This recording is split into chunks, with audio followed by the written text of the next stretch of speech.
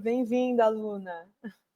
Tudo bem, bom dia, boa tarde, né, Dri, Renato Rovai, boa tarde a todo mundo, também ao ministro Paulo Teixeira, que estava aqui conosco. Antes de começar, deixa eu te dizer, fiquei muito emocionado de ver a sua veemente defesa do Ricardo Zaratini, né, na Câmara Municipal. Ricardo, que foi contemporâneo do meu tio Humberto aqui na COSIPA, na luta dos metalúrgicos de Santos. Humberto está vivo ainda há 90 anos, encontrei esses dias dele, porque era aniversário de uma sobrinha, e ele estava, eu falei, mostrei o vídeo para o Humberto da sua corajosa e importante defesa do Zaratini, viu, Luna? Obrigada, Rovai. E também queria estender esse obrigado, esse agradecimento a tantas pessoas que entraram em contato, né, depois desse vídeo, que foi um momento muito difícil ali na Câmara dos Vereadores, porque os bolsonaristas não têm nenhum limite, nenhum escrúpulo, e ali estavam, de certa maneira, atacando a história do meu avô, né, Ricardo Zaratini, que foi um lutador contra a ditadura militar, mas, ao mesmo tempo, atacando a memória de todos aqueles e aquelas que deram suor, deram sangue, deram a vida, muitos que não estão aqui entre nós, né, para que hoje a gente tivesse uma democracia, tivesse direitos, mas eles querem recontar a história, recriar, né, as narrativas, mas nós ainda estamos aqui para contar o que foi a ditadura militar e também nos colocar na luta contra essa tentativa de golpe, né, desde o 8 de janeiro, né, que a gente está vendo, e a nossa luta, né, intransigente pela democracia, pelos direitos, pelo povo brasileiro. Então, foi realmente uma fala emocionada, eu fiquei muito emocionada porque, e aí, contando, Rovai, eu acho que a gente só tem motivo de orgulho, né, de estar do lado certo da história e dos verdadeiros heróis, né? Os nossos heróis não são nem Jair, nem Messias, não são pessoas que defendem, né, ditadores, que defendem torturadores. Nossos heróis são aqueles que deram a cara a tapa para o Brasil ser o nosso Brasil como é hoje. Então eu tenho muito orgulho do meu avô e de todos os lutadores e lutadoras que enfrentaram a ditadura militar, mas também todas as injustiças sociais do nosso país, né? Como aí o presidente Lula, que está governando pela terceira vez nosso Brasil. Tem aqui vários eleitores aqui, né? Eu estou aqui postando, aqui, da rodando. Luna. A Luna que foi a vereadora do PT mais votada, né, na Câmara de São Paulo. Da história do PT em São Paulo, né? 100 mil votos.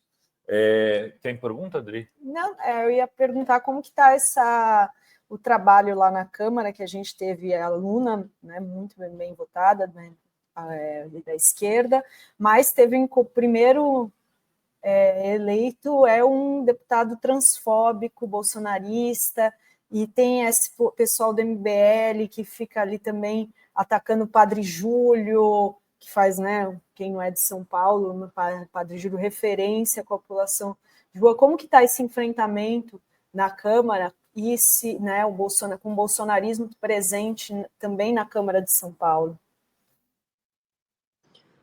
Bom, Dri, primeiro dizer que a gente está vivendo um cenário em São Paulo onde tanto o prefeito Ricardo Nunes e também o governador Tarcísio de Freitas estão completamente aliados ao bolsonarismo, ao Bolsonaro. Ricardo Nunes tem adotado posturas muito autoritárias em relação, por exemplo, aos servidores públicos. Ele disse que os servidores em greve que estão na área da educação, da área da saúde, da assistência, que se eles fossem paralisar, eles perderiam ponto, eles seriam penalizados, punidos, quando a gente sabe que o direito à greve é um direito constitucional. Ricardo Nunes, que também tem falado muito sobre mais armamento, mais policiamento, mais violência, e tem tido um discurso bastante alinhado nessa extrema-direita,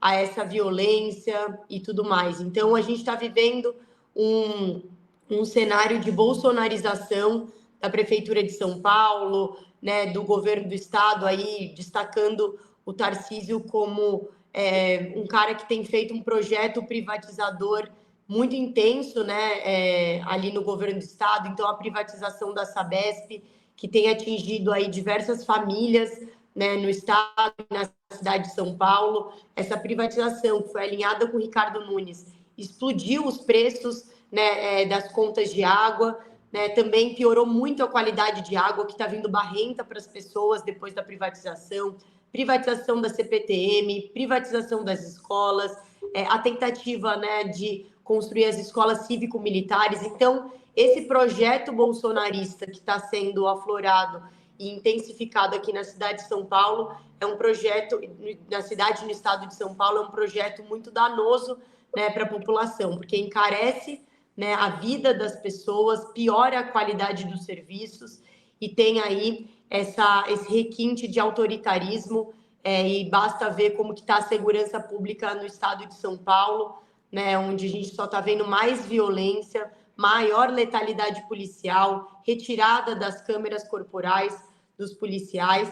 E isso tudo foi falado, né, e exposto no ato de ontem, tanto pelo governador Tarcísio quanto pelo prefeito Ricardo Nunes, que disse que a anistia que eles estavam buscando era uma anistia humanitária. Só faltou o prefeito ter uma atitude humanitária em relação à população de rua, porque nós nunca vamos deixar de lembrar que foi o prefeito Ricardo Nunes que ordenou tirar barracas, pertences da população em situação de rua, que nada mais tem do que os seus próprios objetos de uma maneira muito violenta, e ele tem tratado de uma maneira muito violenta a população em situação de rua, que cresceu 80 mil pessoas. E esse clima, aí, para dizer sobre a Câmara, tem se instaurado, né, com a entrada de novos vereadores aí do campo bolsonarista, da extrema-direita, que tem trazido uma série de pautas que violam, né, os direitos humanos. Então, ataques às mulheres, ataques aos negros e negras, às populações indígenas, quilombolas, ataques às mulheres trans. A gente viu no início desse ano um ataque direto, né, do vereador bolsonarista à vereadora do PSOL, Amanda Pascoal, o que a gente se posicionou e foi um absurdo. E nessa toada, né, dessa ocupação bolsonarista que está tendo na Câmara, nós estamos buscando a reação, né, de tudo isso. Então, fez parte o discurso que eu tive em relação a rememorar o que foi a ditadura militar, porque,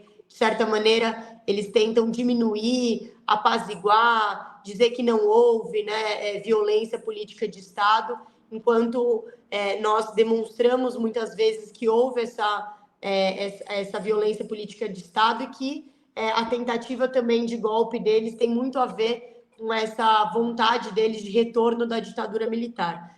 E a gente vai precisar muito, né, de ajuda da população, da sociedade civil, para a construção, né, dessa agenda de direitos humanos. Porque, bem lembrou você, Dri, também o prefeito Ricardo Nunes e também esses vereadores bolsonaristas tentaram criar o projeto de lei da fome, que era um projeto de lei que penalizava organizações sociais, associações, entidades que fazem doação de alimentos, distribuição de alimentos no centro de São Paulo. Esse é o nível de desumanidade que existe ali na Câmara. E a gente vai lançar, dia 15 de abril, a Bancada dos Direitos Humanos, com uma série de entidades que vão se organizar na Câmara, e aí eu já convido todos vocês para estarem presentes a partir das 18 horas. Nós lançaremos essa bancada dos direitos humanos, que vai aglutinar diversos partidos, vereadores, vereadoras, que fazem essa luta pela democracia e pela radicalização da democracia, né? Que a gente sabe que ainda está inacabada no nosso país, para que a gente tenha aí, de fato, os direitos, o acesso à educação, acesso à cultura, acesso à saúde, acesso à assistência, que as pessoas possam, né, sobreviver, viver independente do CEP onde elas moram, que a gente lute pelo fim da violência policial, que a gente lute pelos direitos das mulheres, das pessoas trans, das pessoas pretas, indígenas, quilombolas. Então, a gente está nessa luta, nessa resistência e no lançamento da bancada dos direitos humanos para reafirmar nossos princípios e compromissos. Muito bom. Muito bem, Luna. Como é que é, né, fazer oposição a um governo que é meio insosso, como o do atual prefeito? Eu esqueci o nome dele. Ricardo Nunes. Ricardo Nunes. O cara é tão insosso que você esquece o nome. O Ricardo Nunes, num momento em que parece que a política está polarizada, mas ele conseguiu, por ser esse insosso, esse gosto de chuchu, ele conseguiu se reeleger prefeito numa votação bastante expressiva em relação ao segundo colocado no segundo turno, que foi o Boulos. Ele repetiu a votação do Bruno Covas contra o Boulos. Né? Que estratégia utilizar? Como trabalhar isso sem se tornar também, ao mesmo tempo, uma caricatura de político? É uma ótima pergunta, Rovai, porque nós tivemos uma batalha muito grande em 2024 nas eleições e, infelizmente, a gente não derrotou o projeto aí representado por Ricardo Nunes. E nós que estamos muito nas periferias, nas comunidades onde o povo está, a gente sabe que muito ainda precisa ser dialogado, né, e conversado. Nesse último período da prefeitura do Ricardo Nunes, a gente teve uma série de escândalos, entre eles os contratos emergenciais, que eram contratos sem licitação, né, contratos sem transparência, e que a gente, por muitas vezes, fez diversas denúncias sobre esses contratos. E a gente teve uma utilização, né, do recurso público para abertura de uma série de obras. Então, pequenas obras, entregas que tiveram, né, de alguma forma, foram ali um ativo para ele na eleição. Mas a gente sabe que por trás dessas entregas, né, então ele se esbaldou sendo o prefeito do recapeamento, a gente sabe que isso tudo foi feito de uma maneira irregular e inadequada. Por exemplo, a questão do recapeamento na cidade de São Paulo. O que o povo tem falado que é um recapeamento sorrisal, joga na água e desmanche. Então, muitas vezes, recapeando, né, ruas e tudo mais. Abertura, por exemplo, de UBSs, mas sem os profissionais adequados. Então, existem as UBSs, existem os equipamentos, mas não existe o serviço, porque não existe maior contratação de médicos, de enfermeiros, de médicos especialidades. As filas são quilométricas, né, para você poder ter acesso a um exame, uma consulta, né, a um médico especialista. Então, a gente precisa, né, de alguma forma, fazer essa discussão e mostrar também que lado, né, Ricardo Nunes está, né, do lado aí, né, de pessoas que fazem uma tentativa de golpe, né, no nosso país, que foi o 8 de janeiro, pessoas autoritárias, né, porque não aceitam o resultado da eleição, e nesse autoritarismo, né, do Ricardo Nunes, a gente está vendo uma série de ataques. Então, essa questão, né, da violência policial, do próprio vice, né, que eu não sei se vocês estão acompanhando também, mas o vice-prefeito, né, esse comandante da rota, Ricardo Melo Araújo, ele tem feito inserções com a população em situação de rua, onde ele vai pessoalmente e começa a fazer diálogos com a população de uma maneira também muito ruim, né? Então ele liga e parece que ele que vai resolver o emprego, e ele interna, ele passando por cima, né, de profissionais, de um fluxo da saúde, né, importante. Então, a gente está vendo esse governo que é isso, é insosso, vai seguindo, né, a toada, mas, ao mesmo tempo, Ricardo Nunes já está com o pé numa campanha para governador, né, e por isso mesmo ele tem aí tomado alguns erros também, né, nessa fala, nesse trato, até com a própria Câmara, né? Para vocês terem uma ideia, o Ricardo Nunes foi um dos principais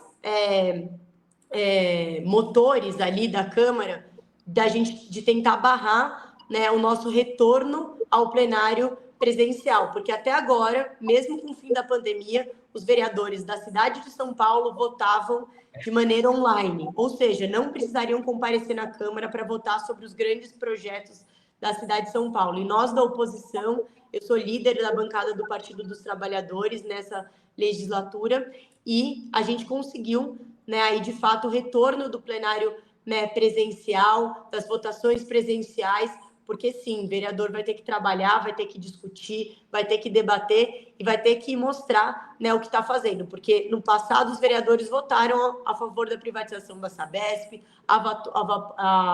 votaram a favor da privatização dos cemitérios, está 11 vezes mais caro para morrer na cidade de São Paulo, e agora vão ter que fazer a discussão ali dentro do plenário. Então, isso é uma vitória da oposição, e Ricardo Nunes não queria esse retorno, justamente porque ele não está conseguindo, não estava conseguindo ter apoio ali da própria base, né, dos vereadores. Muito bem. Ricardo Nunes, que estava lá na Paulista ontem, né, com o Bolsonaro. Tem uma pergunta aqui, a Lady Bird diz: está havendo um desmatamento criminoso no Instituto Butantan. A comunidade não sabe como deter essa destruição. Luna pode nos ajudar? É um pedido, na verdade, né, para a Luna. E o Márcio disse que você precisa de bônus de insalubridade, ter que conviver com Adrilles, cubana da Shopee, Pavanato, não é fácil. Não é mesmo, né? Queria agradecer a Luna, muito obrigada pela entrevista aqui hoje e lhe dar um espaço para a palavra final. Agradecer o convite também, sempre a Revista Fórum, você, Dri, Renato Rovai, que fazem um jornalismo que nos faz muita falta, né? Um jornalismo que busca a verdade, o diálogo, que abre para o debate, para a reflexão. É por isso que a gente luta tanto, né, por investimento na educação, na universidade pública de qualidade, na educação de qualidade nas escolas, para a gente gerar pensamento crítico e também transformação do mundo. Então, agradecer novamente o convite, dizer que a gente está na Câmara, né, dos vereadores fazendo a luta, né, contra as privatizações que estão sendo impostas pelo governador Tarcísio, pelo prefeito Ricardo Nunes, fazendo a luta, né, pelos direitos, a luta pelas entidades, organizações sociais que fazem, sim, um trabalho importantíssimo na cidade de São Paulo, o lançamento da Bancada dos Direitos Humanos, para que a gente possa fazer essa oposição ao conservadorismo, ao bolsonarismo, né, que tem tomado a Câmara dos Vereadores e Vereadoras. E eu estou muito feliz de poder representar, de fazer essa luta, mas também acho que o mais importante é a gente ter presença nos territórios, nas periferias, para fazer a nossa luta do dia a dia. A gente vai ter muita coisa para enfrentar, né, nesse próximo período, mas ter certeza de que a gente também está construindo a democracia e os direitos junto ao governo do presidente Lula, para que em 2026 a gente derrote mais uma vez esse campo bolsonarista que quer tomar o país e entregar, né, para as grandes potências, para os estrangeiros, assim como eles têm feito esses elogios e destaques ao Donald Trump. Obrigada, gente. Um prazer estar aqui com vocês. Abraço. Obrigada, muito Luna. obrigado. Até a próxima. Tchau, tchau.